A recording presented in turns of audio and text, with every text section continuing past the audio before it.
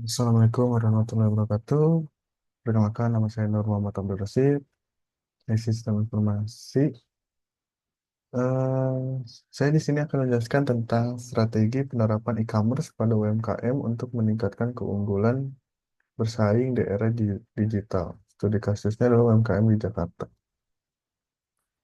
Ini latar belakang. Saat saat ini penggunaan e-commerce menjadi salah satu keharusan bagi organisasi atau perusahaan agar dapat bersaing di tingkat global. Da- Banyak penelitian yang menyoroti pentingnya efisiensi dalam penerapan e-commerce. Selain itu, lebih banyak dampak positif yang ditimbulkan oleh e-commerce dibandingkan dengan dampak negatifnya. Beberapa hal yang telah dipilih mendorong penulis untuk melakukan penelitian. Penelitian ini bertujuan untuk menggali lebih dalam tentang penerapan e-commerce dalam konteks bisnis pada UMKM yang ada di Jakarta. Dengan demikian, penelitian ini diharapkan dapat memberikan cara efektif untuk meningkatkan daya saing produk-produk UMKM melalui pemanfaatan e-commerce. Tinjauan pustaka. E-commerce.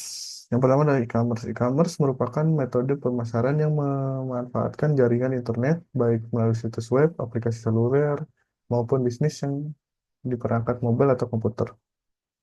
Untuk melakukan aktivitas bisnis, termasuk transaksi antara individu ataupun antar organisasi.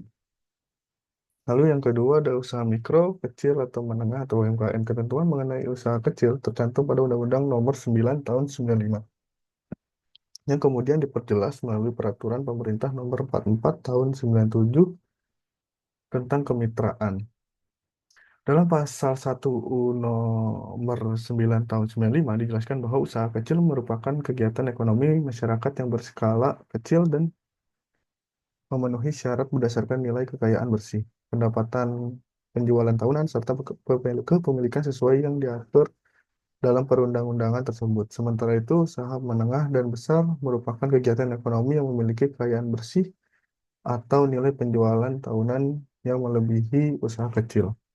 Lalu di sini ada metode penelitian ini dilaksanakan dengan menggunakan pendekatan kuantitatif melalui metode survei sebagai teknik utama dalam pengumpulan data.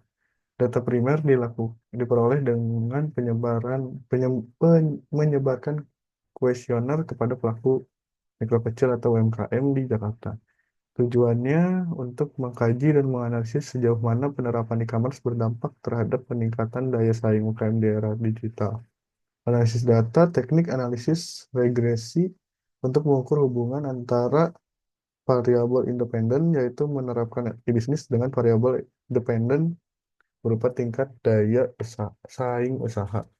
Lalu subjek penelitiannya teknik purposive sampling dipilih karena dinilai paling sesuai untuk memperoleh data yang spesifik dan mendalam dari populasi yang relevan, yaitu UMKM yang aktif di sektor digital atau telah memanfaatkan platform daring sebagai sarana pemasaran maupun transaksi.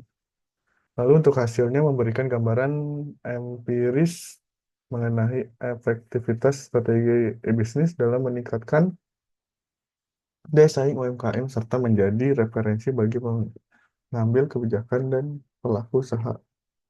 Lalu di sini bagian akhir penelitiannya berikut adalah tahapan yang dilakukan dalam pelaksanaan penelitian pada bagian alir yang dapat dilihat pada gambar. Berikut adalah bagian alirnya.